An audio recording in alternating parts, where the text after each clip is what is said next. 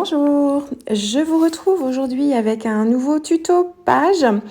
Là, je vais vous proposer une page d'art journal aquarelle. Donc là, je travaille dans mon deuxième art journal où j'ai plus des techniques d'aquarelle. Je travaille sur mon Fabriano Chouchou Extra White en grain fin. Et alors, j'ai reçu des nouvelles aquarelles. Vous allez dire encore? Oui, encore, j'aime bien tester des nouvelles choses. Je teste les Daniel Smith. Donc je me suis commandé en fait comme un kit de démarrage avec les couleurs basiques dans cette marque-là. Donc c'est des aquarelles extra fines. Donc j'ai un set de départ avec des tubes et j'avais rajouté trois couleurs supplémentaires, un rose opéra, un or vert et un bleu lunaire. Des couleurs qui me paraissaient intéressantes. Et autrement, j'ai un rose quinacridone, j'ai un rouge qui ressemble un peu au rouge Helios, j'ai un gomme goutte, un jaune clair comme le jaune clair sonnelier, un bleu de phthalo, un outremer. Et voilà. Alors, donc je me suis composé ma palette, je me suis fait des godets en fait entiers. Donc d'habitude dans les palettes d'aquarelle on a souvent des demi-godets. Moi j'ai des godets entiers vides, donc je les ai remplis avec mes tubes. Et du coup là, l'aquarelle dans les godets pardon n'était pas sèche, donc l'aquarelle est très crémeuse. Là je prends beaucoup trop de matière, donc c'était un travail un petit peu plus difficile parce que l'aquarelle en tube quand elle n'est pas sèche, elle est un peu plus compliquée à travailler. Mais bon, ça permet de la tester. Donc voilà, donc en fait c'est un petit exercice que je fais ici pour tester mes couleurs et notamment les mélanges. Là j'ai pas beaucoup de couleurs et ça va me permettre en fait de pouvoir les tester les unes avec les autres et de voir un petit peu ce que ça donne. Donc je suis partie sur un exercice de roue des couleurs et là j'ai utilisé les nouveaux tampons Show & Flower. Donc c'est la planche de clear avec des demi-cercles. Donc j'ai constitué ma mise en page comme ça. J'ai mis du masking tape tout autour pour me créer un bord blanc. J'ai pas fixé ma page sur une planche de bois puisque je vais pas beaucoup apporter d'eau, donc elle va pas spécialement se gondoler. Et j'ai mis un trait de masking tape aussi au milieu parce que c'est là où je vais faire mon pli. Et comme je savais pas trop encore comment j'allais travailler ma page, j'ai préféré laisser en fait le pli sans rien avec du masking en le matérialisant avec du masking tape. Comme ça je suis pas gênée quand la page sera finie, que je viendrai la plier pour la coller ensuite au dos de ma précédente page d'art journal. Alors là le but donc c'est de travailler ces couleurs. Donc je pars en fait sur la partie gauche, ce seront mes couleurs chaudes, donc entre le rouge et le jaune. Et sur la partie droite, je vais avoir des couleurs froides entre le bleu et le jaune. Et en fait, pas vraiment au centre, mais on va dire à peu près, je vais travailler en fait aussi des couleurs froides entre le rouge et le bleu. Voilà, donc ça fait les trois couleurs primaires et ensuite, du coup, on se retrouve avec des dégradés de couleurs et des mélanges de couleurs entre chacune des trois couleurs. Comment je procède pour faire mon dégradé? Eh bien, là, je travaille à sec sur le papier. Donc, je dépose d'abord ma couleur. Donc là, j'ai déposé d'abord mon jaune. Ensuite, je viens diluer un petit peu, flouter un petit peu avec un pinceau un peu dilué, une couleur un peu diluée. Je viens étendre ma couleur comme ça. Donc, je laisse un espace sans couleur, en fait, sans ajouter de nouvelles couleurs. Je vais un peu plus à gauche, j'ajoute le orange. En fait, c'est un orange que j'ai fabriqué en mélangeant en fait le rouge et le jaune. Et je viens comme ça travailler mon dégradé. Donc le dégradé se fait pas forcément tout seul avec les fusions des couleurs. Je le travaille un tout petit peu en mélangeant mes couleurs avant. Et ensuite, je reviens dans la couleur précédente pour qu'il y ait un fondu. Alors, c'est un exercice de base, il est accessible aux débutants, pour autant c'est un exercice qui n'est pas toujours évident. Moi je vous conseille de vous entraîner avant sur un papier brouillon et plutôt que de faire une roue, de faire une ligne en fait, de travailler sur un format de ligne où vous allez en fait commencer du bleu pour aller vers le jaune, ensuite vers le orange, vers l'orange, le rouge et revenir ensuite vers le bleu. Le travail en ligne, il est plus simple puisqu'on n'a pas à gérer la courbe, qui est un exercice supplémentaire.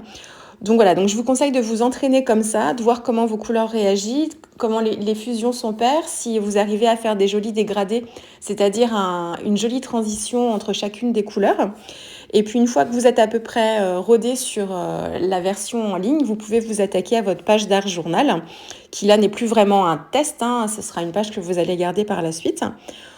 Donc voilà, donc j'ai travaillé donc voilà, sur la roue du haut qui se retrouve en bas à droite cette fois, parce que j'ai retourné ma page.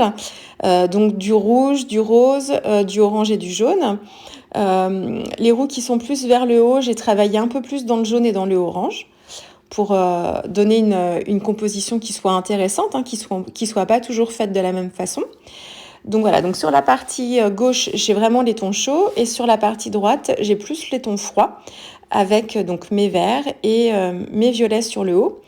Et alors la roue centrale, hein, je vous ai dit sur cette planche de tampons, on n'a que des demi-cercles, on n'a pas de cercle entier, mais vous pouvez très bien, en fait les tampons sont coupés par la moitié, donc vous pouvez très bien recomposer votre cercle en faisant 2 tamponnages en fait l'un à côté de l'autre pour reformer votre rond.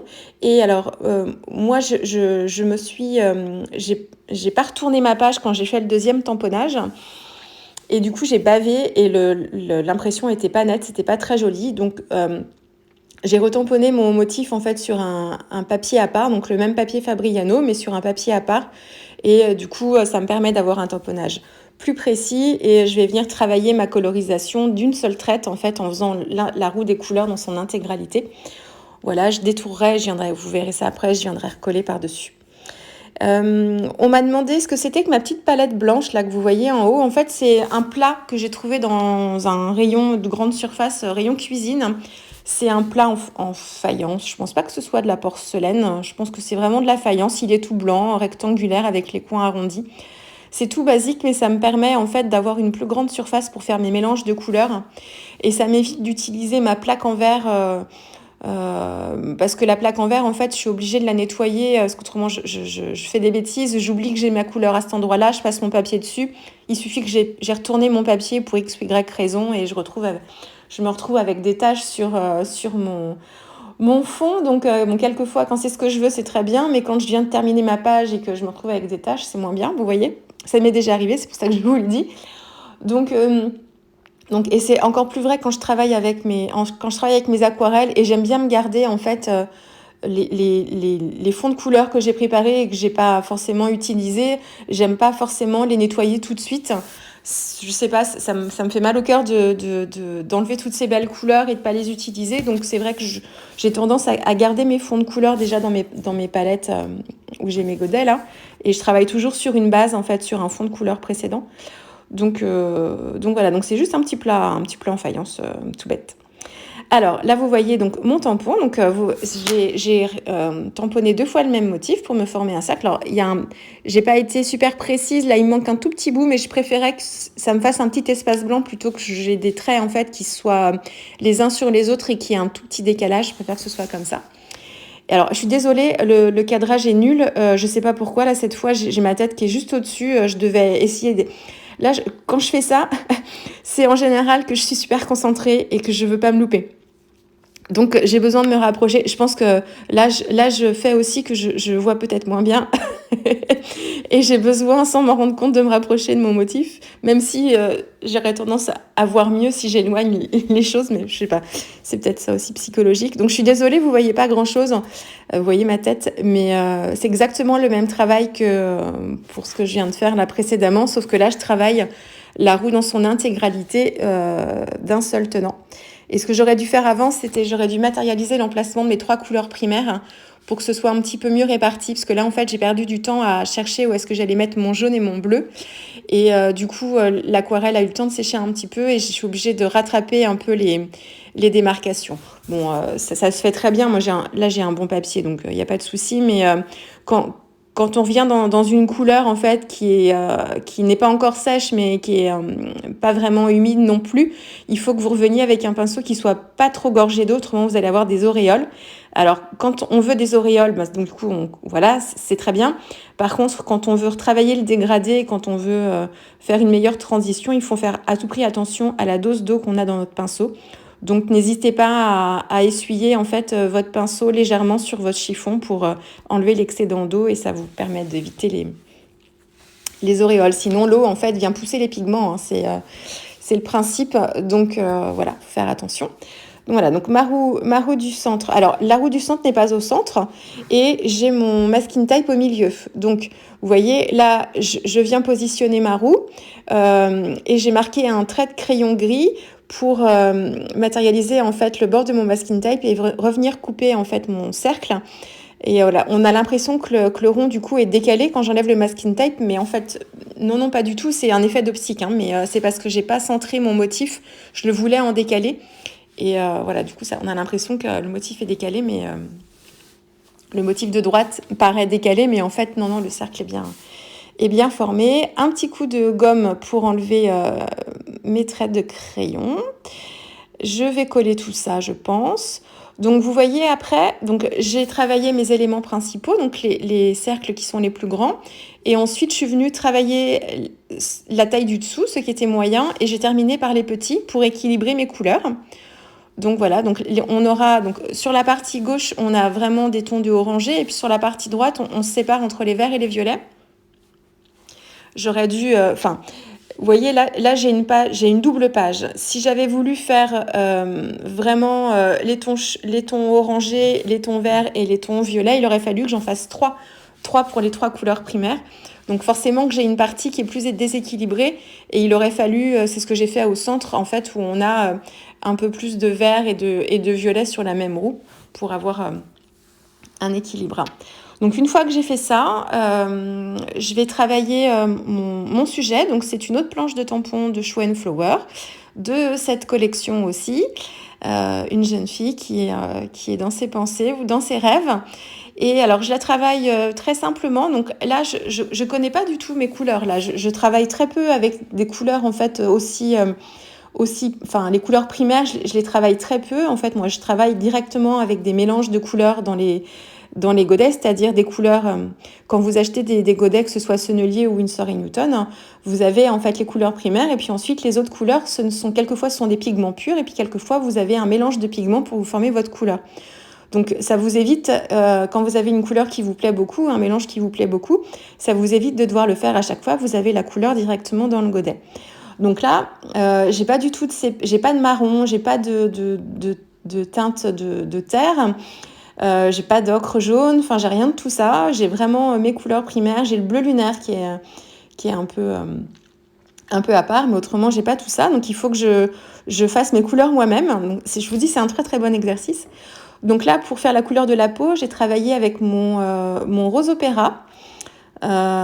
Et puis j'ai travaillé avec le jaune clair de Daniel Smith et j'ai essayé de trouver le bon dosage. Alors là ma peau est un poil clair, hein, ça aurait mérité qu'elle soit un tout petit peu plus foncée. D'habitude je fonce avec du sépia, là j'en avais pas et j'ai pas osé en fait tout de suite là à cette étape là faire un mélange. Donc j'ai travaillé avec un mélange assez dilué et ensuite pour marquer les ombres au niveau du cou par exemple, j'ai rajouté un petit peu de rouge dedans. Donc là c'est le rose quinacridone que j'ai utilisé mais très très très léger. Alors là encore, comme mes godets n'étaient pas secs, mon aquarelle était encore très crémeuse.